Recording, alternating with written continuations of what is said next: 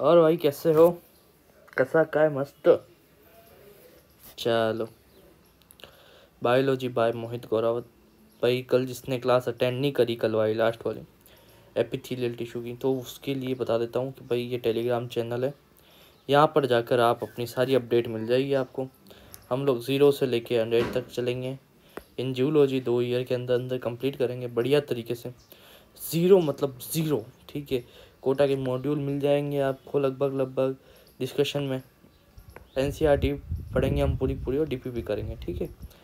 तो चलो अब नेक्स्ट क्लास है, आज सेकंड लेक्चर है हमारा एनिमल टिश्यू का। तो कल लास्ट मैंने एक क्वेश्चन डाल के छोड़ दिया था कि ऐसा कौन सी चीज़ होती है बॉडी के अंदर जो कि दो चीज़ों को जोड़ती, सीमेंट जैसा काम करती है। तो उसका नाम था हाइलुरोनिक एसिड।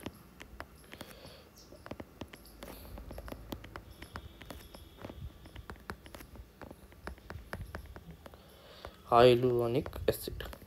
आज और कल मुझे बता दीजिए कि आपको स्लाइड बनी हुई पसंद है कि मैं अभी हाथों हाथ बना वो पसंद है, ठीक है। जैसा आप कहोगे वैसे चलते रहेंगे अपन, ठीक है। अब क्या हो रहा है देखो अब अपन एक बात करते हैं कि डिफरेंस कर लेते हैं, ठीक है। एपिथेलियल टिश्यू और कनेक्टिव टिश्यू में डिफरेंस कर लेते हैं। अभी क्या हम लोग धीरे धीरे पढ़ेंगे आराम से, कहीं नहीं दौड़ेंगे, क्योंकि धीरे धीरे नए नए बच्चे जुड़ेंगे। अभी क्या क्लास 10th करी है बच्चों ने, क्लास 12th करी, 2-3 दिन छुट्टियाँ कर लें, तो फिर रेगुलर में आएंगे बच्चे। तो फिर हम लोग थोड़ा स्पीड और लंबी क्लासेस रखेंगे, ठीक है। चलो, एपिथेलियल टिश्यू और कनेक्टिव टिश्यू के बीच में थोड़ा डिफरेंस देख लेते, चलो।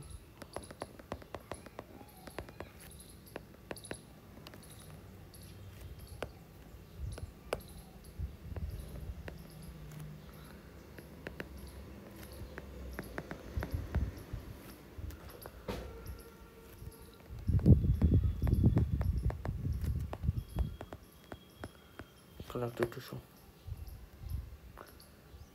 अरे चलो कोई नहीं, यहाँ तक लिख लेते हैं, फिर आगे चेंज कर लेंगे कुछ। तो आपको मैंने बताया था कि जो ये है कनेक्ट एपिथेलियम टिश्यू व्यवस्थित है, इसे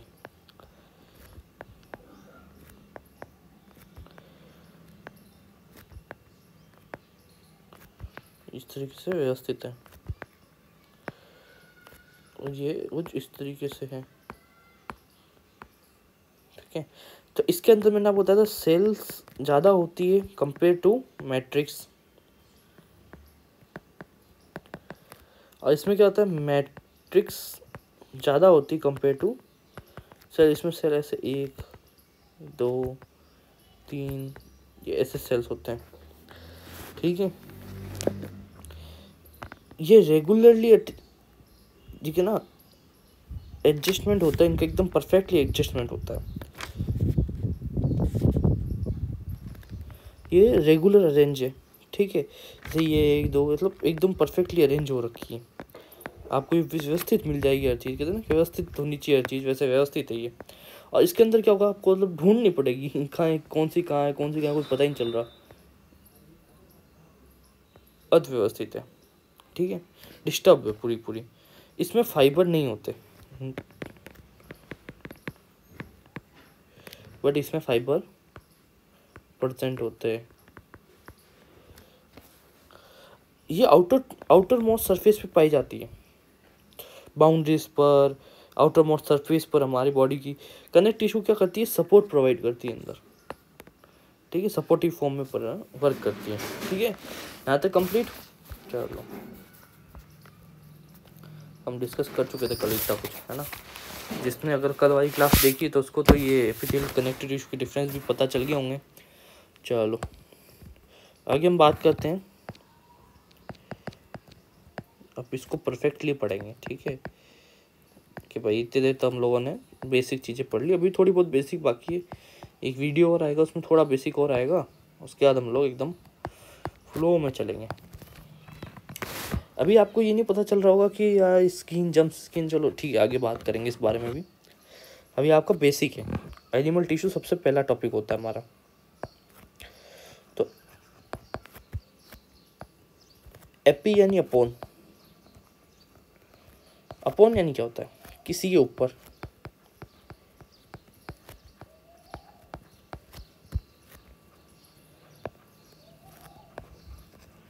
थेलोस, हेलोस का मतलब क्या होता है? ग्रोथ, बढ़ना है ना, ऐसे लिखते बढ़ना, तो किसी के ऊपर बढ़ना, सीधी सी बात है। अब यहाँ किसके ऊपर बढ़ेगी? ये बढ़ती है सीटी के ऊपर, कनेक्टिव टिश्यू। मैं ना मैं सब कनेक्टिव टिश्यू को सीटी लिखूंगा, ठीक है, इतना बड़ा नाम नहीं लिखूंगा।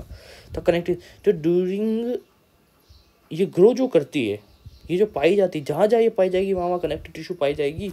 क्यों? कारण क्या? देखो ये इस तरीके से व्यवस्थित होता है, मैं बताता हूँ आपको।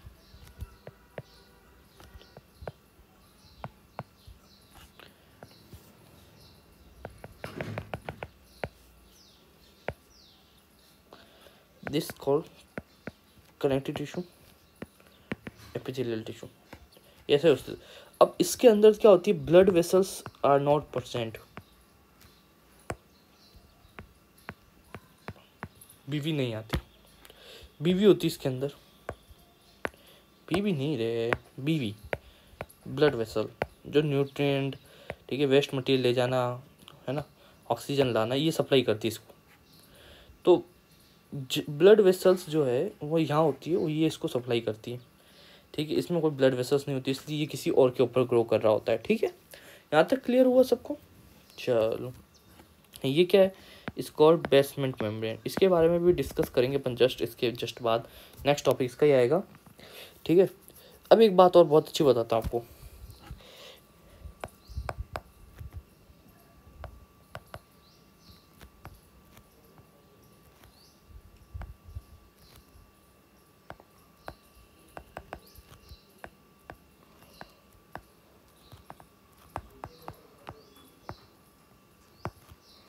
लिख लूँ पहले फिर बताता हूँ। देखो राइटिंग का कोई लेना देना नहीं है, तो स्लाइड नहीं है तो ये लिखते हैं सही।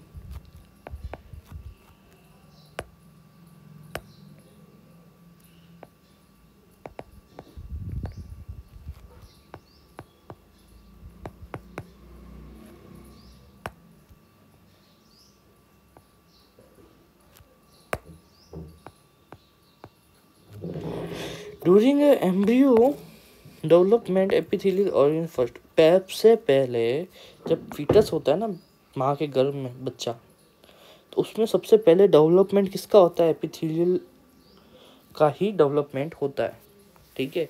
फर्स्ट ओरिजिन बनता है जब, ठीक है। चलो आगे चलते हैं।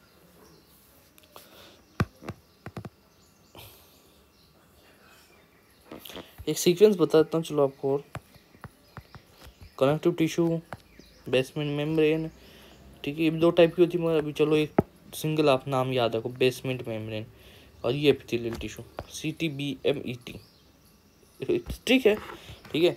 चलो अब हम बात करते हैं एपिथेलियल टिश्यू की।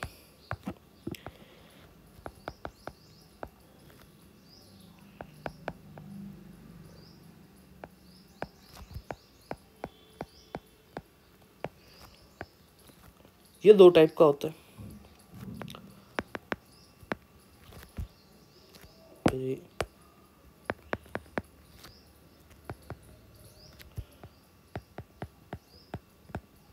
पेंसिल पता नहीं लाइक करती है कभी कभार, ठीक है ना।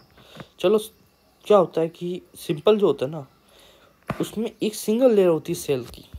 कैसे? ये इस तरीके से होता है। यहाँ क्या होता है?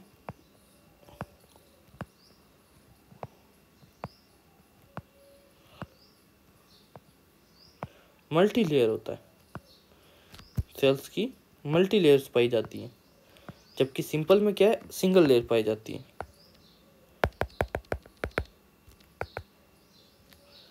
ठीक है।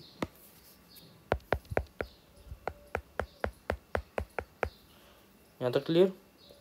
भाई जो सिंगल लेयर पाई जाती है उसे सिंपल एपिथेलियल टिश्यू कहते हैं, कंपाउंड एपिथेलियल टिश्यू किसे कहते हैं? इसमें मल्टी लेयर पाई जाती है, ठीक है।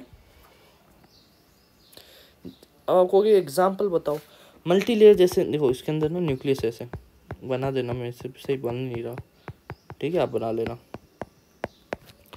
मल्टी लेयर कहाँ पाई जाती है? जैसे स्किन, आपकी जो त्वचा है, स्किन है, आपको पता है अगर छोटा सा कट लगता है तो खून नहीं आता, मतलब जब तक ये सारी लेयर नहीं कटेगी ना तब तक खून नहीं आएगा, ठीक है।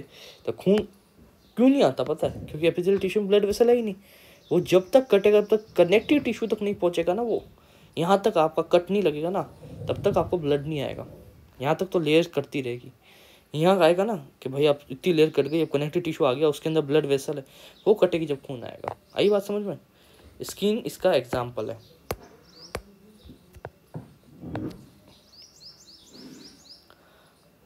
इसका एग्जाम्पल प्लूरल कैविटी के चारों ओर,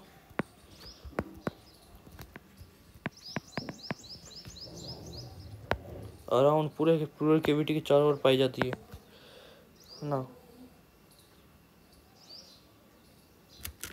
बॉडी कैविटी में पाई जाती है चारों ओर, ठीक है। सिंपल कॉमन से पिक्चर। चलो अब बेसमेंट मेम्ब्रेन के बारे में थोड़ी बात कर लेते हैं। क्या होती है बेसमेंट मेम्ब्रेन?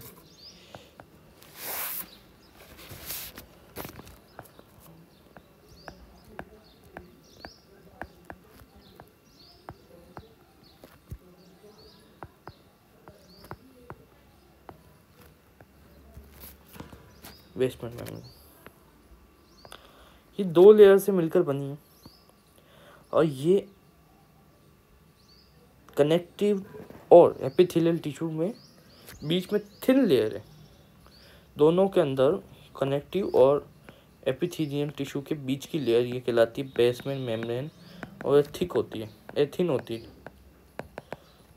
ठीक है। थिन यानी पतली। ये नॉन लिविंग होती है, एसेल्युलर होती है, लिख लो यहाँ पर नॉन लिविंग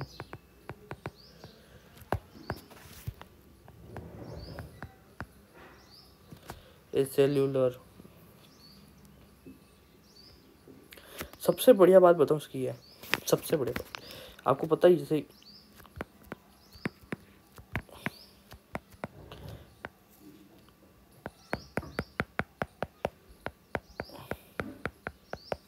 ये क्या है कनेक्टिव टिश्यू, ये बेसमेंट मेम्ब्रेन, ये क्या है एपिथेलियल टिश्यू। अब क्या हो रहा पता है, यहाँ जो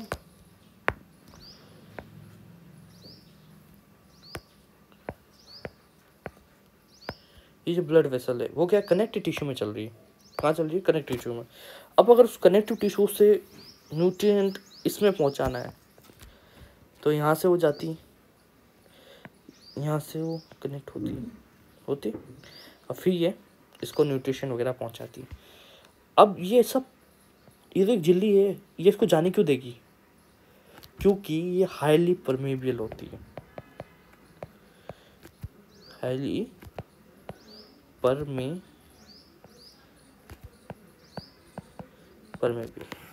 ओके, कुछ बातें याद रखना, थिक होती है, थिन होती है, नॉन लिविंग होती है, सेलुलर होती है और हाईली परमेबल होती है। किसके बीच में होती है? कनेक्टिव टिश्यू और एपिथेलियल टिश्यू के बीच में। अब इसकी 2 लेयर्स होती है, ठीक है। तो ये लेयर कौन सी होती है इसकी? Basal lamina. दूसरी होती है इसकी फाइब्रस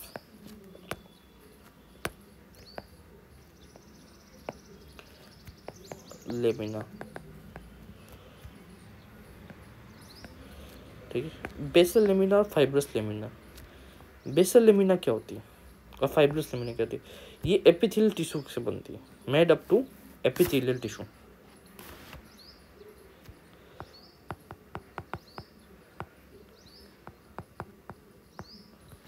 ये होती कनेक्टिव टिश्यू। सीटी लिख देता हूँ ना यार, क्या रखा है मैंने आपको, कोई दिक्कत नहीं, समझ जाओगे। ये किससे मिलकर बनी है? Made up to glycoprotein,